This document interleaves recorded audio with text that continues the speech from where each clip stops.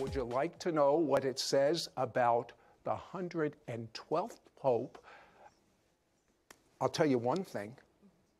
It says he will be the Pope for the final judgment. I feel that what you're about ready to hear will change your paradigm for end times forever. For instance, they investigated secret files from the Vatican that shows that the Vatican has been in communication and been researching aliens from other planets that strongly affect your whole understanding of the last days. And you stated, you predicted that in March of 2012, the Pope would resign for health reasons, and let's be candid, they missed it. Did you? Well, at first, actually, we thought we might have. Now we learned that, in fact, we did not. We made a prediction that Benedict would retire in either March or April of 2012, citing health reasons.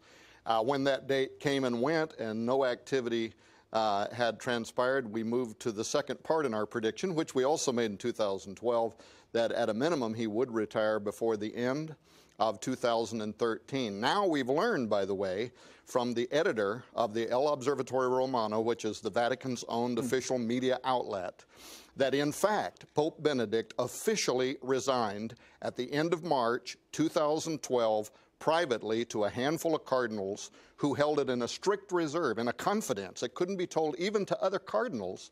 This happened last year. He made it official in 2013, so in a very supernatural, dramatic way, we were actually right in both instances. Well, the prophecy of the popes was allegedly given to Saint Malachi Morgare, an Irish saint, in 1139 A.D. Now, the way that this story is told, Malachi made a pilgrimage to Rome to see the Pope, and right outside of the city of Rome, he had a vision of all the popes up until the tribulation period.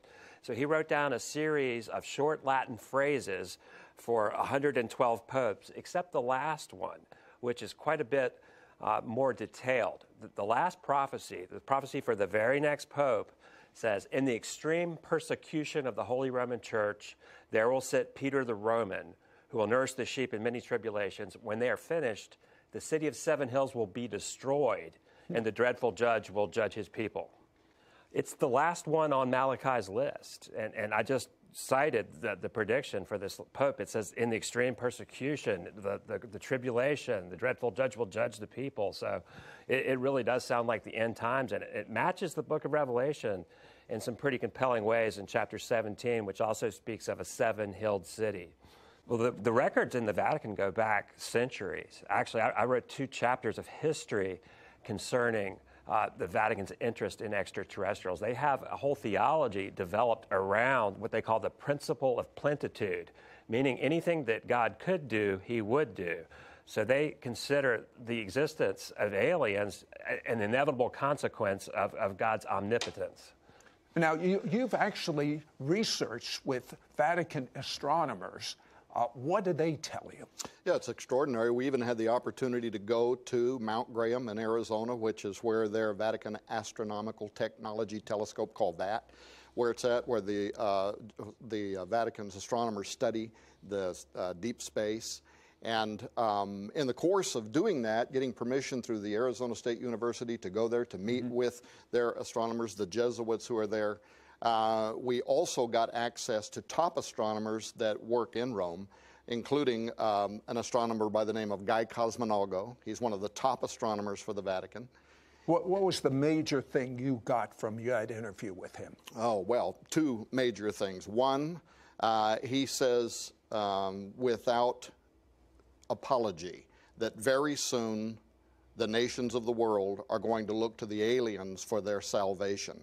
Want to find out where are they coming from. So he agreed to be interviewed 5 times from Rome, and then gave us documents which are not available to the public that outline what much of the inner thinking of the highest level theologians and astronomers at the Vatican believe now, including the idea that Jesus might be the son of a star child. Now, when we ask him what is a star child, right, they're talking about an alien intelligence from another world, and that the birth of Jesus Christ, the virgin birth, was in fact comparable to an abduction scenario in which these aliens used the Virgin Mary to create Jesus. And this is one of the ways in which they're combining the idea that we are soon to be visited by an alien savior from another world.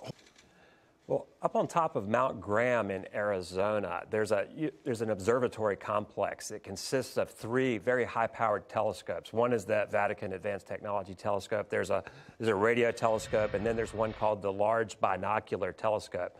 This is the most powerful telescope in the world. In fact, they told us they can get better images of space than the Hubble Space Telescope can. Now, attached to this telescope is an infrared camera named Lucifer, which is really a kind of an odd name for a camera. And you know, from the information that we gathered, this thing was named by the Max Planck Institute and some German astronomers. But the Vatican is part of this conglomerate up there, and they're all working together. Now, what this instrument's used for is astrobiology, for looking for exoplanets, looking for other worlds. And the infrared spectrum is also very useful for seeing things that can't be seen with the naked eye. And many UFO researchers have noted that you can see a lot of ships and entities that you normally can't see.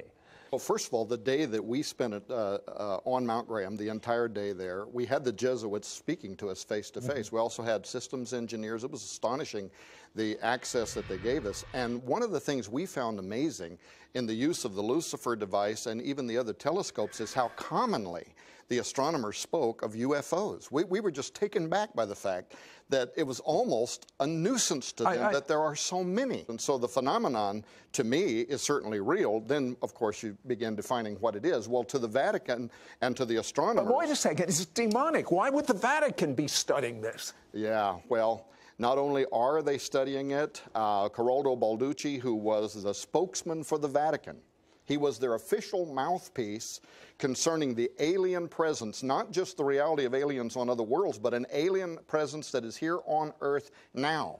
You can go to YouTube and watch his shows on Italian television when he spoke for the church and said that the church was using its embassies around the world to compile information, a case study, if you will, on what the aliens are doing on Earth now. So the belief system is deep, regardless of what you or I might make out of it. And I got to tell you, especially when it comes to alien abduction, I am convinced that we are talking about demonic activity, not intelligences from another world, maybe from another dimension. What they're saying to us now is it's going to affect Christian belief.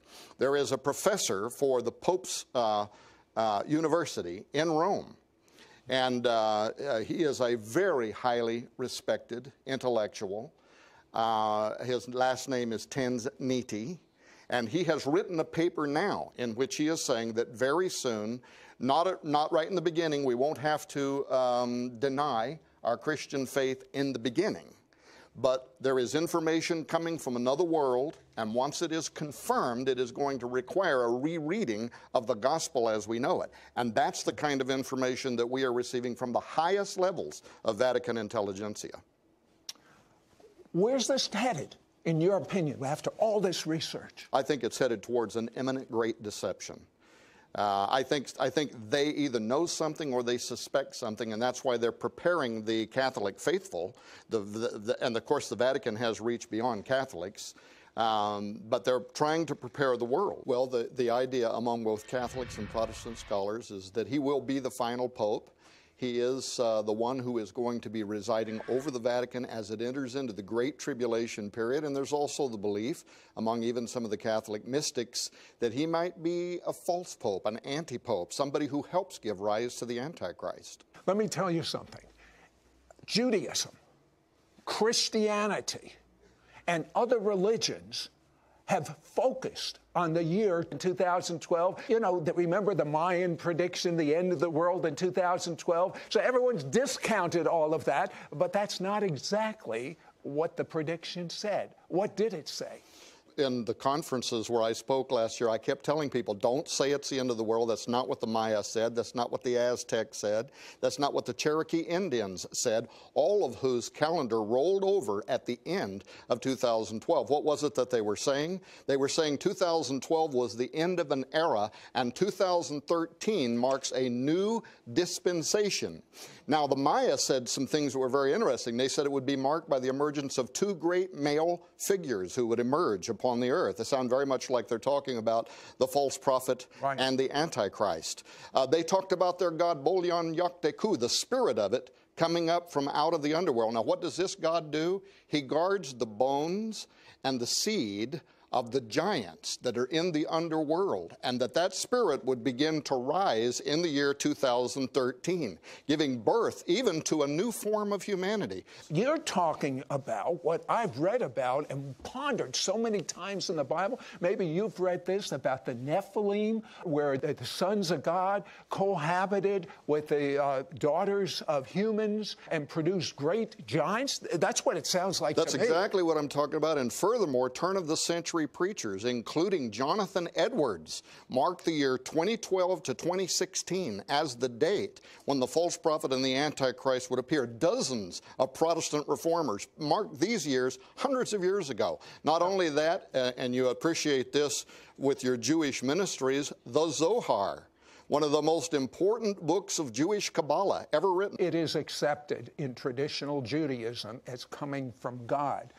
It's not all from God, I can tell you as a fact, but it's an interesting situation that it talks about. In a section of the Zohar called Signs Heralding Mashiach, the Coming of the Messiah, they marked the year 5773, which in the Jewish calendar began in September 2012 and comes through into this year 2013, and said that was the time. In fact, much of the prophecy sounds almost identical to the prophecy of the popes. It is a time that will lead to the destruction of Rome, and more importantly, they said, at that time Messiah will begin making himself known to the nations of the world. This 700 years ago prophesied that between 2012 to 2013, the emergence of the Messiah would appear on earth. Almost an identical parallel to cultures around the world that for thousands of years saw these dates specifically as the time when the end times would begin.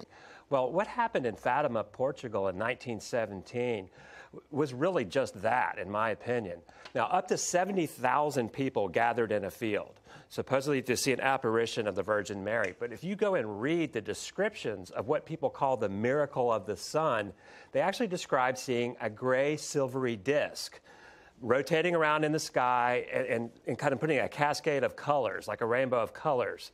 And so it really, in 1917, no one had vocabulary of words like flying saucer. But there are secret plans for welcoming. The Vatican will welcome in this alien from another planet as God, which is what Paul calls Satan in Ephesians chapter 2. Now, the demonic realm in the New Testament worldview was the atmosphere above the earth. Vatican experts have told us when Father Malachi Martin was asked, why do they have a presence on Mount Graham? And one of the things we haven't had time to talk about is Mount Graham is sacred to the Apache. It is a stargate through which they've, for centuries, have seen creatures that come, that move back and forth. Now, this is right in Arizona. This is in Arizona. And in fact, their creation mythos is that a disc came down and a bearded guy in the disc, who was the father of creation, was what established Mount Graham as a holy mountain. Well, anyway, when Malachi Martin was asked, why is the Vatican on Mount Graham? What are they doing up there? He said that they're using their telescope to watch something. And when he was pressed on the question, he said it's because at the highest levels of the Vatican governance, they know what is approaching the earth, and it will be of the utmost importance in coming years. They're literally watching something with the Lucifer device that is approaching planet Earth now. And what do you believe they're looking for? I think that they could be deceived. I think they're watching something and they think it's one thing, and I think it's something else. Lucifer, I think it's Satan. I think Jesus said, I beheld Satan as lightning falling from heaven. He has to do with the power of the air.